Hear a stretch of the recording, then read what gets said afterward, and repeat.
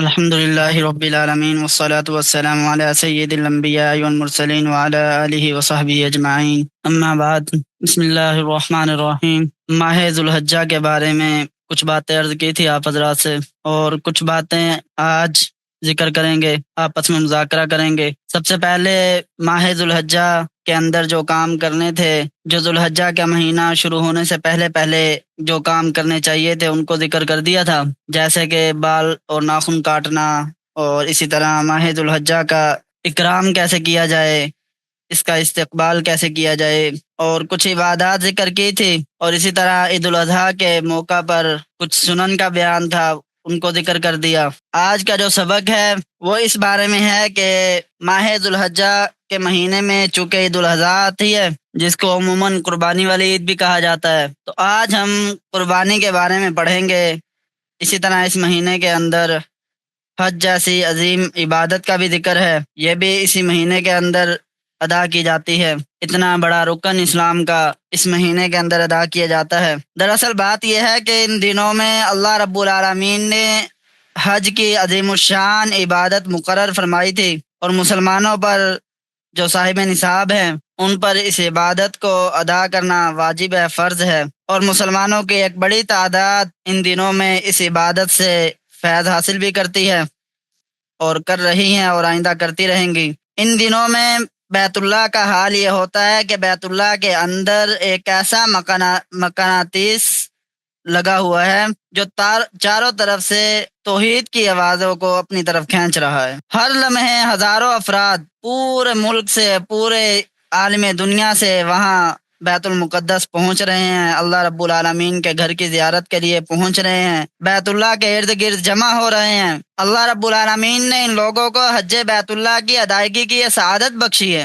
اللہ رب العالمین ہم سب کو بھی اس عظیم الشان رکن کو ادا کرنے کی سعادت بخشے۔ ان حضرات کے لیے یہ حکم ہے کہ جب وہ بیت اللہ شریف کی طرف جائیں تو بیت اللہ کی وردی کیا ہے؟ احرام پہننا، احرام پہن کر جائیں۔ اور پھر احرام کے اندر شریعت نے بہت سی پابندیاں عائد کر دی، مثلا جیسے کہ سلا ہوا کپڑا نہیں پہن سکتے، خوشبو نہیں لگا سکتے، منہ نہیں ڈھانپ سکتے۔ ان میں سے ایک پابندی یہ بھی ہے کہ بال اور ناخن نہیں کاٹ سکتے۔ تو ہم خوشبو تو لگا سکتے ہیں، کپڑے بھی پہن سکتے ہیں، سلا ہوا کپڑا بھی پہن سکتے ہیں، منہ بھی ڈھانپ سکتے ہیں، لیکن کم از کم حاجیوں کے ساتھ ہمیں کچھ مشابہت تو اختیار ہو جائے نا۔ وہ مشابہت کیا ہے؟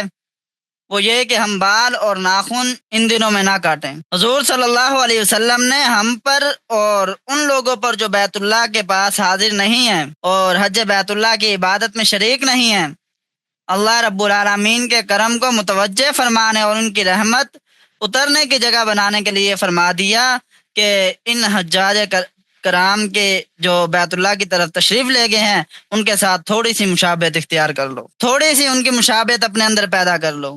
جس طرح وہ بال نہیں کٹواتے اس طرح تم بھی بال نہ کٹواؤ، وہ ناخن نہیں کاٹتے تو تم بھی نہ کاٹو۔ یہ ان اللہ کے بندوں کے ساتھ مشابہت پیدا کر دی جو اس وقت حج بیت اللہ کی عظیم سعادت سے فیض یاب ہو رہے ہیں۔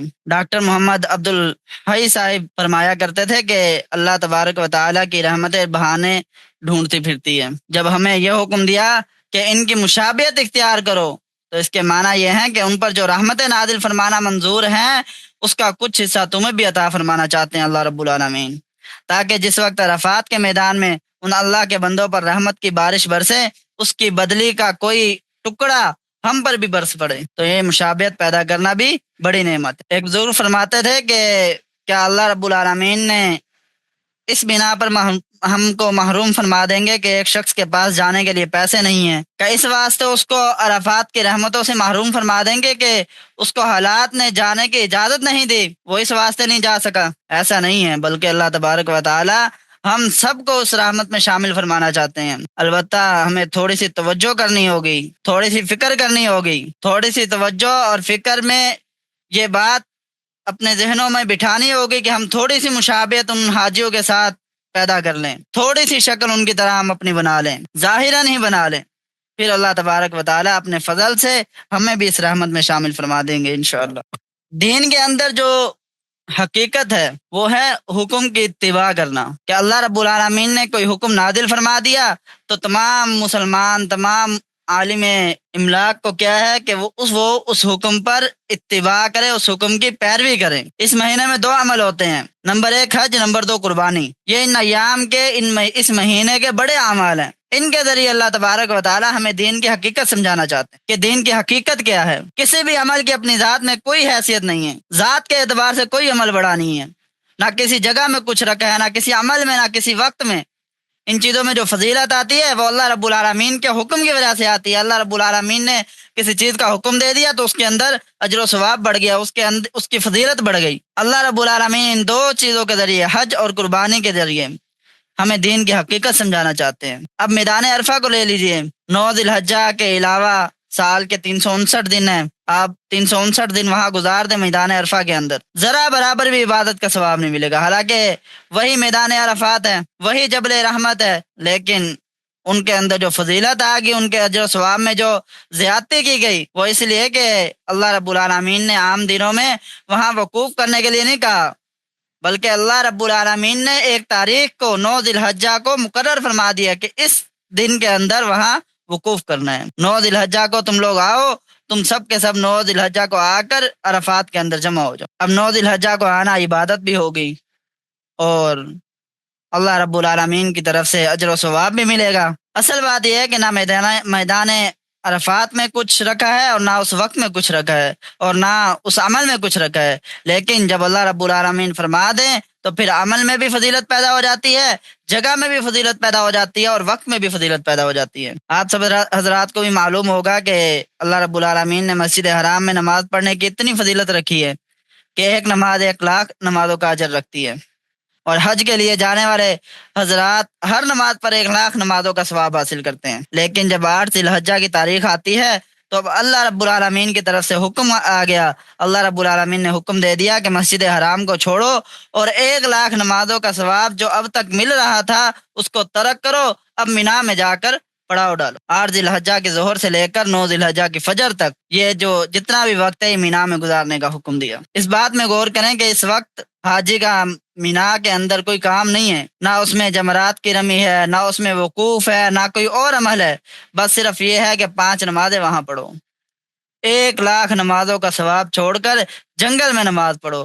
اس حکم کے ذریعے اس بات کی طرف اشارہ فرما دیا کہ اس کا جو ثواب ہے وہ ہمارے کہنے کی وجہ سے ہے۔ اب جب ہم نے یہ کہہ دیا کہ جنگل میں جا کر نماز پڑھو، تو جنگل میں نماز پڑھنے کا جو ثواب ہے وہ مسجد حرام میں بھی نماز پڑھنے سے حاصل نہیں ہوگا، کیونکہ اللہ رب العالمین کا حکم آ گیا۔ اب اگر کوئی شخص یہ سوچے کہ مینا میں اس روز کوئی عمل تو کرنا نہیں ہے، چلو مکہ میں رہ کر یہ 5 نمازیں مسجد حرام میں پڑھ لوں، تو اس نماز سے 1,00,000 نمازوں کا ثواب تو کہاں، ایک نماز کا ثواب بھی نہیں ملے گا، کیونکہ اللہ رب العالمین کے حکم کا خلاف کیا اور حج کے مناسک میں کمی کر دی۔ اسی طرح حج کی عبادت میں جگہ جگہ قدم قدم پر یہ بات نظر آتی ہے، ان بتوں کو توڑا گیا ہے جو انسان بعض اوقات اپنے سینوں میں بسا لیتا ہے۔ وہ یہ کہ اپنی ذات میں کسی عمل میں کچھ نہیں رکھا، کسی مقام میں کچھ نہیں رکھا، جو کچھ بھی ہے وہ اللہ رب العالمین کے حکم کی اتباع میں ہے۔ جب اللہ رب العالمین کسی چیز کا حکم دے تو اس میں برکت بھی پیدا ہو جاتی ہے، اجر و ثواب بھی پیدا ہو جاتا ہے۔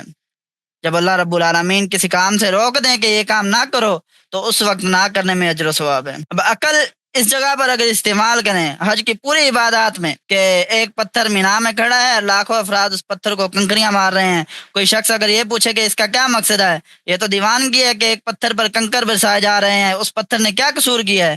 لیکن چونکہ اللہ رب العالمین نے حکم دیا ہے کہ یہ کام کرو، اس کے بعد اس میں حکمت، مصلحت اور عقلی دلائی تلاش کرنے کا کوئی مقام نہیں ہے، بس اب اس پر عمل ہی اجر و ثواب ہے، اس دیوانگی میں ہی لطف ہے، اور اسی میں اللہ رب العالمین کی رضا حاصل ہوگی۔ یہی چیز قربانی کے اندر ہے کہ قربانی کی عبادت بھی سارا کا سارا عقل کے اعتبار سے سوچے تو بالکل انسان یہ سمجھے گا کہ یہ تو دیوانگی پن ہے، دیوانہ پن ہے، اس لیے کہ قربانی کے معنی ہے اللہ رب العالمین کا تقرب حاصل کرنے کی چیز، اور قربانی یہ جو لفظ ہے یہ لفظ قربان سے نکلا ہے، لفظ قربان قرب سے ہے، تو قربانی کے معنی یہ ہے کہ وہ چیز جس سے اللہ رب العالمین کا تقرب حاصل کیا جائے۔ اس قربانی کے سارے عمل میں یہ سکھایا گیا کہ ہمارے حکم کی اتباع کا نام دین ہے۔ جب ہمارا حکم آ جائے اس کے بعد عقلی گھوڑے دوڑانے کا موقع نہیں ہے، نہ اس میں حکمت تلاش کرو، نہ مصلحت تلاش کرو، نہ اس میں کوئی چوچ رہا کرو، بس حکم آ گیا، مومن کا کام ہے کہ اللہ رب العالمین کی طرف سے جو حکم آ گیا اس پر اپنا سر جھکا دے، اس حکم کی اتباع کرے۔ حضرت ابراہیم علیہ السلام کا واقعہ دیکھیں، جب حضرت ابراہیم علیہ السلام کے پاس حکم آ گیا کہ بیٹے کو ذبح کر دو، اور وہ حکم بھی خواب کے ذریعے سے آیا، اگر اللہ تعالیٰ چاہتے تو وہی کے ذریعے حکم نازل فرما دیتے کہ اپنے بیٹے کو ذبح کرو، لیکن اللہ رب العالمین نے ایسا نہیں کیا، بلکہ خواب میں آپ علیہ الصلاۃ والسلام کو یہ خواب دکھایا اپنے بیٹے کو ذبح کر رہے ہیں۔ اگر ہمارے جیسا کوئی شخص ہوتا تو تعویل کرنے والا تعویل کر جاتے، تو یہ کہہ دیتے کہ یہ تو خواب کی بات ہے، یہ حقیقت تو مبنی تھوڑی ہے، اس پر عمل کرنے کی کیا ضرورت ہے۔ مگر یہ بھی حقیقت ہے کہ حضرت ابراہیم علیہ السلام سے امتحان لینا مقصود تھا، اور انبیاء علیہ السلام کا جو خواب ہوتا ہے وہ بھی وہی ہوتا ہے، تو کیا وہ اس وحی پر عمل کرتے یا نہ کرتے؟ انہوں نے کیا عمل۔ آپ علیہ الصلاۃ والسلام کو یہ خواب دکھایا گیا، جب آپ علیہ الصلاۃ والسلام کو یہ معلوم ہو گیا کہ یہ اللہ رب العالمین کی طرف سے ایک حکم ہے، اپنے بیٹے کو ذبح کر دو، تو باپ نے پلٹ کر اللہ رب العالمین سے یہ نہیں پوچھا کہ یا اللہ یہ حکم کیوں دیا جا رہا ہے، اس میں کیا حکمت ہے، کیا مصلحت ہے۔ دنیا کا کوئی قانون اور کوئی نظام زندگی اس بات کو اچھا نہیں سمجھتا کہ باپ اپنے بیٹے کو ذبح کرے۔ انسانی عقل کے کسی میدان پر اس حکم کو اتار کر دیکھ لیں تو کسی میدان پر بھی یہ پورا اترتا نظر نہیں آتا، لیکن حضرت ابراہیم علیہ السلام نے اللہ رب العالمین سے اس کی مصلحت نہیں پوچھی، البتہ بیٹے سے امتحان اور آزمائش کرنے کے لیے سوال کیا کہ یا بنیا انی ارا فی المنام انی اذبحک فانظر ماذا تری، کہ اے بیٹے میں نے تجھے خواب میں یہ دیکھا ہے کہ تمہیں ذبح کر رہا ہوں، اب بتاؤ تمہاری کیا رائے ہے۔ ان کی رائے اس لیے نہیں پوچھی کہ اگر ان کی رائے نہیں ہوگی تو ذبح نہیں کروں گا، بلکہ ان کی رائے اس لیے پوچھی کہ بیٹے کو آزمائے کہ بیٹا کتنا پانی میں ہے، اللہ رب العالمین کے حکم کے بارے میں ان کا کیا تصور ہے۔ وہ بیٹا بھی حضرت ابراہیم خلیل اللہ کا بیٹا تھا، وہ بیٹا جن کے سلب سے سید الاولین والآخرین صلی اللہ علیہ وسلم دنیا میں تشریف لانے والے تھے۔ اس بیٹے نے بھی پلٹ کر یہ نہیں پوچھا کہ ابا جان مجھ سے کیا جرم سرزد ہو گیا، میں نے کیا جرم کیا ہے، میرا کیا قصور ہے کہ مجھے موت کے گھاٹ اتارا جا رہا ہے، اس میں کیا حکمت ہے۔ بلکہ بیٹے کی زبان پر بھی ایک ہی جواب تھا کہ یا اباتی افعل، اے ابا جان آپ کر گزریے ما تمر، جو آپ کے پاس حکم آیا ہے، ستجدنی انشاءاللہ من الصابرین، انشاءاللہ آپ مجھے صبر کرنے والوں میں پائیں گے، میں آہو بکا نہیں کروں گا، روؤں گا نہیں، چلاؤں گا نہیں، آپ کو اس کام سے نہیں روکوں گا، آپ کر گزریے، اللہ رب العالمین نے حکم دے دیا تو اب آپ اس کام کو کر گزریے۔ جب باپ بھی ایسا اولو العزم اور بیٹا بھی اولو العزم ہو، دونوں اس حکم پر عمل کرنے کے لیے تیار ہو گئے، تو باپ نے بیٹے کو زمین پر لٹا دیا، اور اس وقت حضرت اسماعیل علیہ السلام نے فرمایا کہ ابا جان آپ مجھے پیشانی کے بل لٹائیں، اس لیے کہ اگر سیدھا لٹائیں گے تو میری صورت سامنے ہوگی، جس کی وجہ سے کہیں ایسا نہ ہو کہ آپ کے دل میں بیٹے کی محبت کا جوش آ جائے، آپ چھری نہ چلا سکیں۔ اللہ تعالیٰ کو یہ ادائیں اتنی پسند آئی کہ اللہ رب العالمین نے ان اداؤں کا ذکر قرآن مجید کے اندر کر دیا، فرمایا فلما اسلم وتلہ للجبین، یعنی جب باپ اور بیٹے دونوں جھک گئے، تو ایک ترجمہ تو ایک یہ ہو سکتا ہے کہ جب باپ اور بیٹے دونوں اسلام لے آئے، اس لیے کہ اسلام کے معنی ہے اللہ کے حکم کے آگے جھک جانا، اس سے اس طرف اشارہ کیا کہ اصل اسلام یہ ہے کہ حکم کیسا بھی آ جائے اس کی وجہ سے دل پر آرے ہی کیوں نہ چل پڑیں، وہ حکم عقل کے خلاف ہی کیوں نہ ہو، اس کی وجہ سے جان مال عزت آبرو کی کتنی قربانیاں کیوں نہ دینی پڑے، بس انسان کا کام یہ ہے کہ اللہ کے حکم کے آگے اپنے آپ کو جھکا دے، یہ حقیقت میں اسلام ہے۔ اس لیے فرمایا کہ جب دونوں اسلام لے آئے اور اللہ کے حکم کے آگے جھک گئے، اور باپ نے بیٹے کو پیشانی کے بل لٹا دیا، اور قرآن کریم نے لٹانے کو اس وصف کو خاص زور دے کر بیان کیا ہے، اس طرح اس لیے لٹایا کہ بیٹے کی صورت سامنے ہونے کی وجہ سے کہیں چلتی ہوئی چھری رک نہ جائے، اس لیے پیشانی کے بل لٹایا۔ روایتوں میں آتا ہے کہ حضرت ابراہیم علیہ السلام اپنے بیٹے کو لٹانے لگے تو حضرت اسماعیل علیہ السلام نے فرمایا ابا جان آپ مجھے ذبح تو کر رہے ہیں، ایک کام یہ کر لیجئے کہ میرے کپڑے اچھی طرح سمیٹ لیجئے، اس لیے کہ جب میں ذبح ہوں گا تو فطری طور پر تڑپوں گا، اور تڑپنے کے نتیجے میں ہو سکتا ہے کہ خون کے چھینٹے دور تک جائیں، اور اس کی وجہ سے میرے کپڑے جگہ جگہ سے خون میں لت پت ہو جائیں، اور میری والدہ جب میرے کپڑوں کو دیکھیں گی تو ان کو بہت رنج و غم ہوگا، اس لیے آپ میرے کپڑوں کو اچھی طرح سمیٹ لیں۔ پھر کیا ہوا، دونوں باپ بیٹوں نے اپنے حصے کا کام پورا کر دیا، بیٹا ذبح ہونے کے لیے تیار، باپ ذبح کرنے کے لیے تیار۔ تو اللہ رب العالمین فرماتے ہیں کہ جب بندوں نے اپنے حصے کا کام کر لیا، اب مجھے اپنے حصے کا کام کرنا چاہیے۔ چنانچہ فرمایا وَنَادَيْنَاهُ أَن يَا إِبْرَاهِيمَ قَدْ صَدَقْتَ الرُّؤْيَا، اے ابراہیم تم نے اب اس خواب کو سچا کر دکھایا، اب ہماری قدرت کا کرشمہ دیکھو۔ چنانچہ جب آنکھیں کھولی تو دیکھا حضرت اسماعیل علیہ السلام ایک جگہ بیٹھے ہوئے مسکرا رہے ہیں اور وہاں ایک دمبا ذبح کیا ہوا پڑا ہے۔ اب یہ پورا واقعہ جو در حقیقت قربانی کے عمل کی بنیاد ہے، روز اول سے بتایا جا رہا ہے کہ قربانی اس لیے مشروع کی گئی تاکہ انسانوں کے دلوں میں یہ احساس، یہ علم اور یہ معرفت پیدا ہو کہ اللہ رب العالمین کا حکم ہر چیز پر فوقیت رکھتا ہے۔ دین در حقیقت اتباع کا نام ہے۔ جب حکم آ جائے تو پھر عقلی گھوڑے دوڑانے کا موقع نہیں ہے، حکمتیں اور مصلحتیں تلاش کرنے کا موقع نہیں ہے، بلکہ سر جھکا لو۔ آج ہمارے معاشرے میں جو گمراہی پھیلی ہوئی ہے وہ یہ ہے کہ اللہ رب العالمین کے ہر حکم میں حکمت تلاش کرو، اس کی حکمت اور مصلحت کیا ہے، اس کا عقلی فائدہ کیا ہے۔ اس کا مطلب یہ ہے کہ اگر عقلی فائدہ نظر آئے گا تو کام کریں گے، حکم کی تعمیل کریں گے، اگر فائدہ نظر نہیں آئے گا تو کام نہیں کریں گے۔ یہ کوئی دین نہیں ہے، اس کا نام اتباع نہیں ہے۔ اتباع تو یہ ہے کہ حضرت ابراہیم علیہ السلام نے کر کے دکھایا، ان کے بیٹے حضرت اسماعیل علیہ السلام نے حکم کی تعمیل کر کے دکھائی۔ اللہ تعالیٰ کو ان کا یہ عمل اتنا پسند آیا کہ قیامت تک اس کو جاری کر دیا، اور فرمایا قرآن مجید کے اندر سورہ صافات کے اندر وَتَرَكْنَا عَلَيْهِ مِنَ اللَّهِ فِي الْآخِرِينَ، یعنی ہم نے آنے والے مسلمانوں کو اس کی نقل اتارنے کا پابند کر دیا۔ یہ جو ہم قربانی کرنے جا رہے ہیں یہ حضرت ابراہیم علیہ السلام اور حضرت اسماعیل علیہ السلام کی اس عظیم الشان قربانی کی نقل اتارنی ہے۔ نقل اتارنے کی اصل حقیقت یہ ہے کہ جیسے اللہ کے حکم کے آگے انہوں نے سر جھکا دیا، انہوں نے کوئی عقلی دلیل نہیں مانگی اور کوئی حکمت اور مصلحت طلب نہیں کی، اللہ رب العالمین کے حکم کے آگے سر جھکا دیا۔ اب ہمیں بھی اپنی زندگی کو اس کے مطابق ڈھالنا ہے۔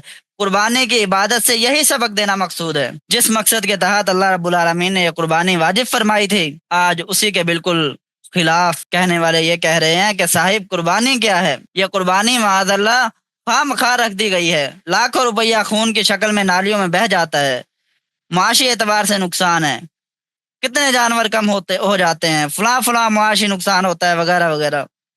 لہذا قربانی کرنے کی بجائے یہ کرنا چاہیے کہ وہ لوگ جو غریب ہیں، جو بھوک سے تڑپ رہے ہیں، تو قربانی کر کے گوشت تقسیم کرنے کی بجائے اگر وہ روپیہ اس غریب کو دے دیا جائے تو اس کی ضرورت پوری ہو جائے گی۔ یہ پروپیگنڈا اتنی کثرت سے کیا جا رہا ہے کہ پہلے زمانے میں تو صرف ایک مخصوص حلقہ تھا وہ جو یہ باتیں کہتا تھا، لیکن اب یہ حالت ہو گئی ہے کہ شاید ہی کوئی دن خالی جاتا ہو جس میں کم از کم 2-4 افراد یہ بات نہ پوچھ لیتے ہیں۔ ہمارے عزیزوں میں بہت سے لوگ ہیں، بہت سے لوگ غریب ہیں، لہٰذا ہم لوگ قربانی نہ کریں اور وہ رقم ان کو دے دیں تو اس میں کیا حرج ہے؟ ایسا پروپیگنڈا شروع کیا ہوا ہے۔ بات دراصل یہ ہے، یہ سب باتیں اللہ رب العالمین کے حکم کی اتباع کے لیے ہیں۔ ہر عبادت کا ایک موقع محل ہوتا ہے۔ مثلا کوئی شخص یہ سوچے کہ میں نماز نہ پڑھوں، اس کی بجائے غریب کی مدد کر دوں، تو اس سے نماز کا فریضہ تو ادا نہیں ہوگا۔ غریب کی مدد کرنے کا اجر و ثواب تو اپنی جگہ ملے گا، لیکن جو دوسرے فرائض ہیں وہ اپنی جگہ فرض ہیں۔ اور قربانی کے خلاف یہ جو پروپیگنڈا شروع کیا گیا ہے وہ عقل کے خلاف، کہ یہ معاشی بدحالی کا سبب ہے اور معاشی اعتبار سے اس کا کوئی جواز نہیں ہے۔ یہ در حقیقت قربانی کے سارے فلسفے اور اس کی روح کی نفی ہے۔ قربانی تو مشروع اس لیے کی گئی ہے کہ یہ کام تمہاری عقل اور سمجھ میں آ رہا ہو یا نہ آ رہا ہو، پھر بھی یہ کام کرنا چاہیے، اس لیے کہ ہم نے اس کے کرنے کا حکم دیا ہے، ہم جو کہیں اس پر عمل کر کے دکھاؤ۔ یا اللہ رب العالمین فرما رہے ہیں یہ قربانی کی اصل روح ہے۔ یاد رکھو جب تک انسان کے اندر اتباع پیدا نہیں ہو جاتی اس وقت تک انسان نہیں بنتا۔ جتنی بدعنوانیاں ہیں، جتنے مظالم ہیں، کتنی تباہ کاریاں ہیں آج انسانوں کے اندر پھیلی ہوئی ہیں، وہ در حقیقت اس بنیاد کی فراموش کرنے کی وجہ ہے۔ انسان اپنے عقل کے پیچھے چلتا ہے، اللہ کے حکم کی اتباع نہیں کر رہا۔ اگر اللہ رب العالمین کے حکم کی اتباع کریں گے تو یہ سب بیماریاں ہم سے دور ہو جائیں گی۔ عبادات کے اندر تو یہ ہے کہ وہ نفلی طور پر جس وقت چاہیں ادا کرے، لیکن قربانی کے اندر اللہ رب العالمین نے یہ سکھا دیا کہ گلے پر چھری پھیرنا یہ صرف 3 دن تک عبادت ہے۔ 3 دن کے بعد اگر قربانی کرو گے تو کوئی عبادت نہیں۔ کیوں عبادت نہیں؟ یہ بتانے کے لیے کہ اس عمل میں کچھ نہیں رکھا، بلکہ جب ہم نے کہہ دیا کہ قربانی کرو اس وقت عبادت ہے، اس کے علاوہ عبادت نہیں ہے۔ ہاں تم نفلی قربانی کرو اس کا ثواب تو ملے گا، لیکن قربانی مستقل عبادت ان 3 دنوں کے اندر ہے۔ کاش یہ نقطہ ہماری سمجھ میں آ جائے، سارے دین کی صحیح فہم حاصل ہو جائے گی۔ اگر یہ نقطہ سمجھ میں آ گیا۔ دین کا سارا نقطہ اور مقصد یہ ہے کہ دین اتباع کا نام ہے۔ جس چیز میں اللہ رب العالمین کا حکم آ گیا وہ مانو، اس پر عمل کرو، اس پر سر جھکا دو، اپنے آپ کو اس کے اوپر عمل کرنے کے لیے لگا دو۔ جہاں حکم نہیں آیا اس میں کچھ نہیں ہے۔ اصل دین کا خلاصہ یہی ہے کہ اللہ رب العالمین نے جہاں حکم دے دیا اس چیز پر اتباع کی جائے، اور جہاں کوئی حکم نہیں ہے اس سے روکا جائے۔ حکم کے اندر اپنی رائے کو دخل اندازی نہ دی جائے، اپنے آپ کو شامل نہ کیا جائے۔ جو کوئی عمل ہو وہ اللہ اور اللہ کے رسول کے بتائے ہوئے طریقے کے مطابق ہو۔ اگر یہ بات ہمارے ذہنوں میں بیٹھ جائے تو انشاءاللہ یہ ساری بدعتوں کا جڑ کٹ جائے گی۔ جتنی بدعتیں آج پھیلی ہوئی ہیں سب کی سب ختم ہو جائیں گی۔ اسی حقیقت کو سکھانے کے لیے قربانی مشروع کی گئی ہے کہ ہمارے یہاں ہر چیز غفلت اور بے توجہ کے عالم میں گزر رہی ہے۔ قربانی کرتے وقت ذرا سا اس حقیقت کو تازہ کیا جائے کہ یہ قربانی در حقیقت کی سبق کیا سکھا رہی ہے۔ ہماری پوری زندگی اللہ جل شانہ کے حکم کے تابع ہونی چاہیے، پوری زندگی اتباع کا نمونہ ہونی چاہیے۔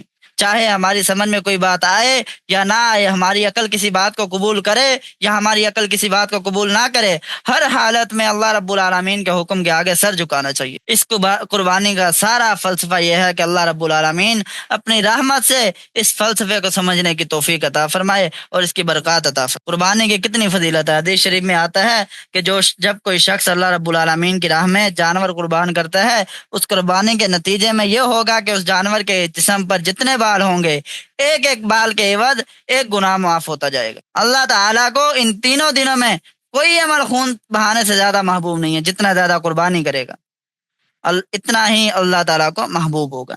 اور فرمایا کہ جب تم قربانی کرتے ہو تو جانور کا خون ابھی زمین پر نہیں گرتا، اس سے پہلے وہ اللہ تعالیٰ کے یہاں پہنچ جاتا ہے اور اللہ تبارک و تعالیٰ کے یہاں تقرب کا ذریعہ بن جاتا ہے۔ یہ سب اس لیے ہے کہ جب اللہ رب العالمین یہ دیکھتے ہیں کہ میرا بندہ یہ دیکھے بغیر کہ یہ بات عقل میں آ رہی ہے نہیں، یہ دیکھے بغیر کہ اس کے مال کا فائدہ ہو رہا ہے یا نقصان ہو رہا ہے، صرف میرے حکم پر جانور کے گلے پر چھری پھیر رہا ہے، اس لیے اللہ رب العالمین نے اس کا یہ عظیم اجر رکھا ہے۔ اللہ رب العالمین کا تقرب بھی اسی وجہ سے حاصل ہوتا ہے۔ بزرگ ایک قصہ بیان فرماتے ہیں کہ پہلے زمانے میں ایک قاعدہ تھا کہ جب کسی بڑے بادشاہ کے دربار میں جاتے تو کوئی ہدیہ یا تحفہ بطور نذرانہ ساتھ لے جاتے ہیں۔ تو در حقیقت اس بادشاہ کو تمہارے نذرانے کی ضرورت نہیں، لیکن اس نذرانے کا مقصد یہ ہوتا ہے کہ اگر بادشاہ اس نذرانے کو قبول کر لے گا تو اس کی خوشنودی حاصل ہو جائے گی اور اس کے نتیجے میں اور کچھ حاصل ہوگا۔ تو مولانا رومی رحمہ اللہ نے اس پر واقعہ لکھا کہ بغداد کے قریب ایک گاؤں تھا، اس گاؤں میں ایک دیہاتی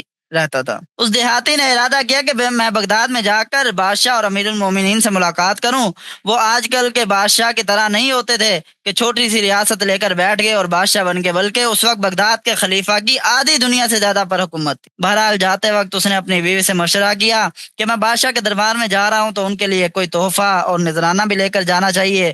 اب کیا تحفہ لے کر جاؤں جو بادشاہ کے لائق ہو، بادشاہ اس کو دیکھ کر خوش ہو جائے۔ وہ چھوٹے سے گاؤں میں رہنے والا دیہاتی لوگ تھے، دنیا کی خبر بھی نہیں تھی، اس لیے بیوی نے مشورہ دیا کہ ہمارے گھر کے مٹکے میں جو پانی ہے وہ نہر کا ٹھنڈا، صاف، شفاف اور میٹھا پانی ہے۔ ایسا پانی بادشاہ کو کہاں میسر آتا ہوگا، لہذا یہ پانی لے جاؤ۔ اس دیہاتی کی عقل میں بیوی کی بات آ گئی۔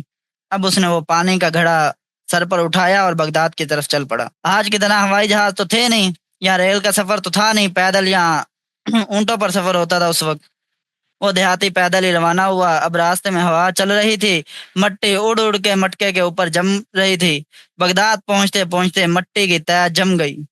جب بادشاہ کے دربار میں حاضری ہوئی تو عرض کیا، حضور میں آپ کی خدمت میں ایک تحفہ لے کر آیا ہوں۔ بادشاہ نے پوچھا کیا تحفہ لائے ہوں؟ حضور میں آپ کی خدمت میں یہ مٹکا لے کر آیا ہوں۔ اس کو پیش کر دیا مٹکا کہ یہ میرے گاؤں کے کنویں کا صاف، شفاف اور میٹھا پانی ہے۔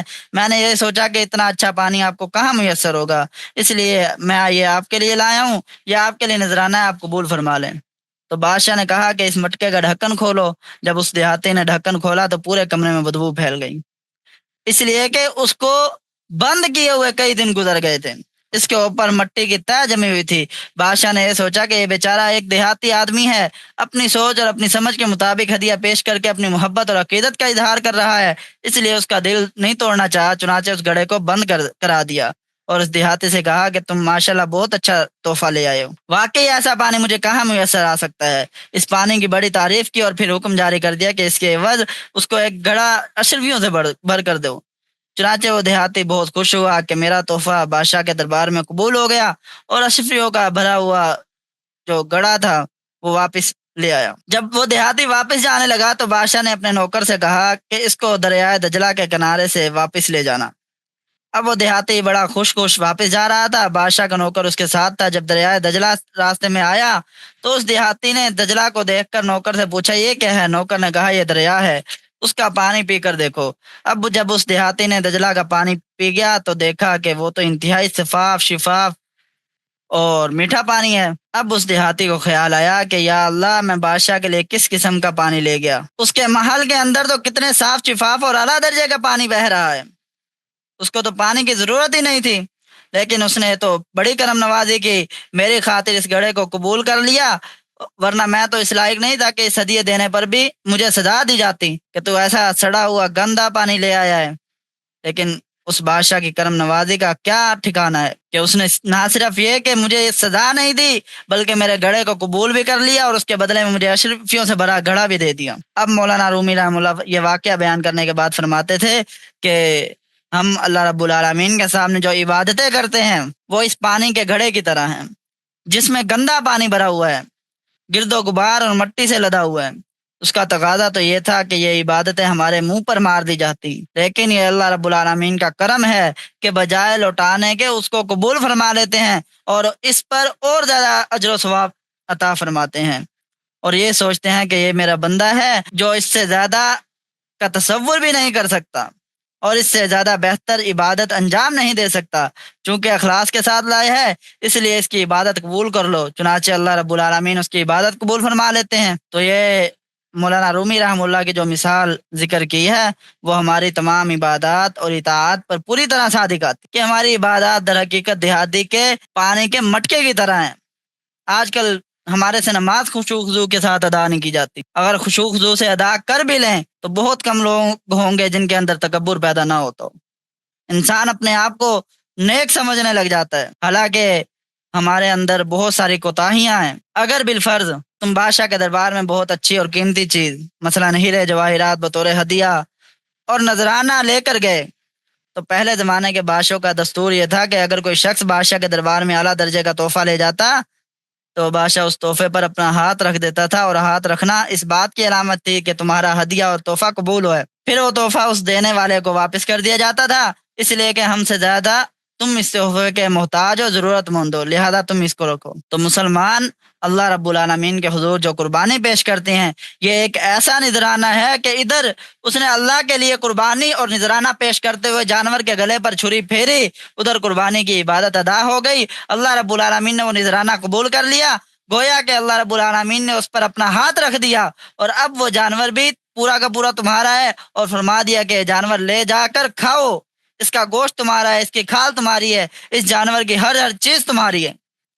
امت محمدیہ کا اکرام دیکھیے کہ نذرانہ مانگا جا رہا ہے، لیکن جب بندہ نے خون بہا دیا اور نذرانہ پیش کر دیا اور ہمارے حکم کی تعمیل کر دی تو بس یہی کافی ہے۔ اللہ رب العالمین کہتے ہیں کہ مجھے بس اتنا ہی چاہیے۔ قرآن مجید کے اندر سورۃ الحج کے اندر اللہ رب العالمین نے فرمایا لن ینال اللہ لحومها ولا دماؤها ولکن ینالہ التقوی، کہ ہمیں تو اس کا گوشت نہیں چاہیے، ہمیں اس کا خون نہیں چاہیے، ہمیں تو تمہارے دل کا تقوی چاہیے۔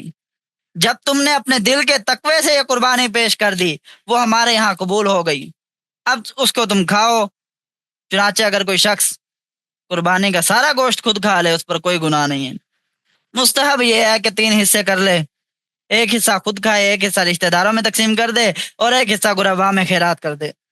لیکن اگر ایک بوٹی بھی خیرات نہ کرے تب بھی قربانی کے ثواب میں کوئی کمی نہیں آتی، اس لیے کہ قربانی تو اس وقت مکمل ہوگی جس وقت جانور کے گلے پر چھری پھیر دی گئی۔ جب میرے بندے نے اللہ رب العالمین کہتے ہیں کہ جب میرے بندے نے میرے حکم پر عمل کر لیا، میرے حکم کی اتباع کر لی تو بس قربانی کی فضیلت اس کو حاصل ہو گئی۔ اب لوگوں میں یہ بات بہت کثرت سے پائی جاتی ہے کہ یہ قربانی کے جانور پل صراط پر سے گزرنے کے لیے سواری بنیں گے اور قربانی کرنے والے اس کے اوپر بیٹھ کر گزریں گے، یہ ایک ضعیف اور کمزور روایت ہے جس کے الفاظ یہ ہیں کہ سمنو ضحایکم فإنہا علی الصراط مطایکم، یعنی اپنی قربانی کے جانوروں کو موٹا تازہ بناؤ کیونکہ پل صراط پر یہ تمہاری سواریاں بنیں گے.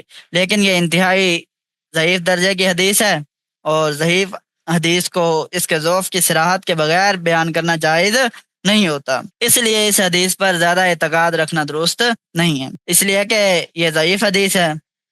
لیکن لوگوں کے اندر یہ حدیث اتنی مشہور ہو گئی ہے کہ یہ سمجھا جاتا ہے کہ اگر اس کا اعتقاد نہ رکھا تو قربانی ہی نہ ہوگی. ہم اس حکم کی نفی نہ کرتے ہیں نہ اس بات کرتے ہیں، اس کا صحیح علم اللہ رب العالمین ہی کے پاس ہے. البتہ یہ حدیث بالکل صحیح ہے کہ قربانی کے جانور کا خون زمین پر گرنے سے پہلے اللہ رب العالمین کے یہاں وہ قربانی قبول ہو جاتی. اللہ رب العالمین کے حکم کو پورا کر دیا، قربانی قبول ہو گئی، اور اللہ رب العالمین نے فرما دیا کہ جب قربانی کا جانور ذبح ہو گیا، اس کا گوشت بھی تمہارا ہے، اب اس کی کھال بھی تمہاری ہے، اب اس کا ہر ٹکڑا تمہارا ہے، اس سے جیسے چاہو نفع حاصل کرو. تو یہ دین کی ساری حقیقت ہے. اللہ رب العالمین اپنی رحمت سے اس حقیقت کو سمجھنے کی توفیق عطا فرمائے اور اس کی اجر و فضیلت عطا فرمائے، اور اس کے اندر جتنے انوار و برکات ہیں اللہ رب العالمین اپنی رحمت سے وہ سب ہمیں عطا فرمائے، اور اپنی زندگی میں اس سبق کو یاد رکھنے اور اس کے مطابق اپنی زندگی گزارنے کی توفیق عطا فرمائے. وآخر دعوانا ان الحمد للہ رب العالمین.